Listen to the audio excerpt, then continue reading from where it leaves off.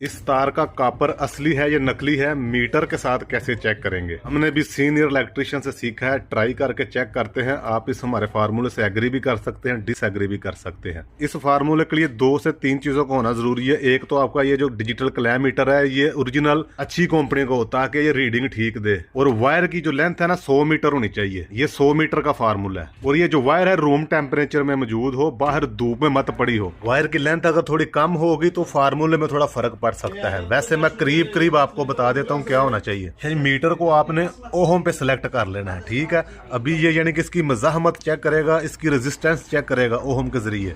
Original copper भी check करवाऊंगा, नकली कापर भी चेक करवाऊंगा, आपको फर्क खुद नजर आ जाएगा। 1.5 मिली की वायर अगर 100 मीटर पूरी होगी तो 1.3 ओहम से लेके 1.7 ओहम तक होने चाहिए। 2.5 मिली की जो रीडिंग है वो 0.8 से लेके 1.2 तक है। 4 मिली वायर की जो रीडिंग होगी ना वो 0.4 से लेके 0.8 तक होगी। और 6 mm की 0.3 से लेके 0.7 तक होगी। ये 4 मिली की वायर है, इसके ohm end to end check कर रहे हैं। जैसा कि आप देख रहे हैं 0.4 से लेके मैंने बताया था 0.8 तक ठीक हो गई। ये 0.4 है। ये 2.5 मिली की है, जैसा कि आप देख रहे हैं।